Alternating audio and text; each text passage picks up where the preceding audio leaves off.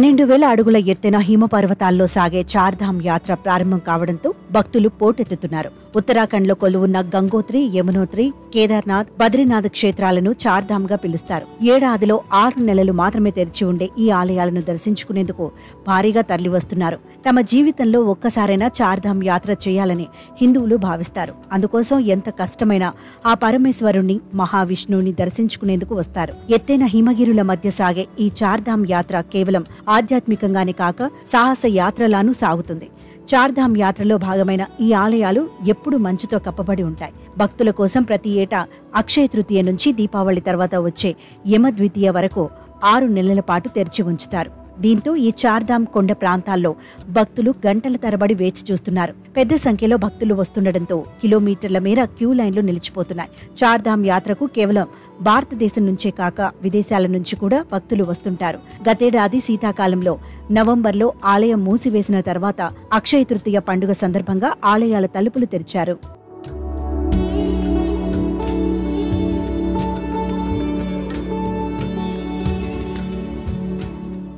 ఇక చార్ధామ్ యాత్ర కారణంగా ఉత్తరాఖండ్కు భక్తులు పోటెత్తుతున్నారు. దీంతో దర్శనాల కోసం గంటల తరబడి సమయం పడుతోంది. ఇక కిలోమీటర్ల మేర క్యూ లైన్లలో వేచి చూసిన భక్తులు ఆలస్యం కావడంతో తీవ్ర అసహనం వ్యక్తం చేస్తున్నారు. ఈ క్రమంలోనే యాత్రికులు తీవ్ర ఇబ్బందులు పడుతున్న వీడియోలను సోషల్ మీడియాలో వైరల్ అవుతున్నాయి. భక్తుల రద్దీ దృష్ట్యా అన్ని ఏర్పాట్లు చేస్తామని అధికారులు చెబుతున్నారు. కానీ ఇరుకైన రహదారిలో సుమారు 2 గంటలకు పైగా క్యూ లైన్లలో నిల్చోవాల్సి వస్తోందని భక్తులు వాపోతున్నారు. ప్రస్తుతం భక్తుల రద్దీతో ఈ ఇరుకైన కొండల మధ్య ఏదైనా ప్రమాదం జరిగితే నష్టం భారీగా ఉంటుందని చెబుతున్నారు. ఇక ఈ యాత్ర జరిగే సమయంలో ఒక్కోసారి కుంభవృష్టి, ఆకస్మిక వరదలు, ఉష్ణోగ్రతలు కనిష్ట స్థాయికి పడిపోవడం వంటి వాతావరణ మార్పులు చోటు చేసుకుంటాయి. దీంతో నిత్యం సవాళ్ల మధ్య సాగే ఈ సాహస ఆధ్యాత్మిక యాత్రలో పాల్గొనేందుకు వేల సంఖ్యలో భక్తులు ప్రతి ఏటా తరలివస్తుంటారు.